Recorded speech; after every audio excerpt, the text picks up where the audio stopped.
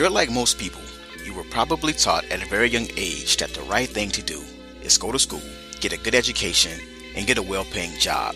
For years, this has been considered good advice because it once made perfect sense. In a different day and age, when employers actually paid their employees wages that kept up with increasing living costs, working hard at a job was perfectly fine. Today, however, things are completely different. In fact, for the vast majority, working hard at a job means just over broke. Far too many people are well aware that the low wages that employees receive today are simply overshadowed by the high cost of living. It is for this reason alone that working hard at a job no longer works. There once was a time in our grandparents' generation where wages actually increased alongside the increases in worker productivity. In other words, as productivity increased, workers were able to gain also from increased profits. From around the end of World War II up to 1979, workers' pay reflected the growth in their productivity. After 1979, worker pay largely remained flat, even as productivity grew. A part of the reason why the concept of working hard at a job is considered wise is because it worked well for our grandparents who came of age in the 1950s and 60s. They were part of the generation that prospered alongside the companies they worked for.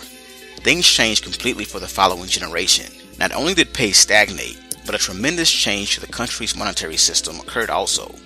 On August 15, 1971, President Richard Nixon took the US dollar off the gold standard. The US dollar at that point became a currency and was now prone to significant inflation. This meant that rising prices would be more extreme than before, and the norm. Since workers' wages remained relatively flat while prices increased, people actually grew poorer as their purchasing power declined over time. Fast forward to the present, and that is still the crux of the issue. Wages are too low for today's cost of living. According to a report by the Social Security Administration, in 2014, over 50% of all U.S. workers earned less than $30,000. You heard that right. Over half of all U.S. workers earned less than $30,000 in 2014. In that same report, nearly 70% of all workers earned less than $45,000. These low wages are wreaking havoc on the middle class, which has been receiving a declining share of the nation's income for decades.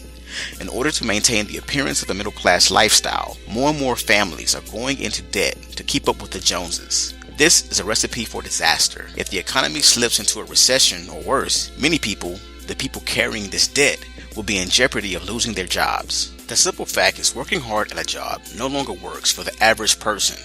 The low wages workers receive today just aren't enough for the high living costs. The answer is financial education. During the same period where the American middle class grew poorer, the rich grew richer because of financial education. Instead of working for money, the rich grew richer by having their money work hard for them. There was a time when having a financial education wasn't important because a person could work hard at a job and come home to enjoy a high standard of living. Not today. Today, people have to learn to think like the rich and learn to have money work hard for them through assets. This is a new game of money, and you have to have a financial education to learn the rules. Financial education teaches you how to have your money work hard for you through investments and other assets. What worked for our grandparents' generation is now obsolete. Today, it's about playing the game like the rich and having a financial education.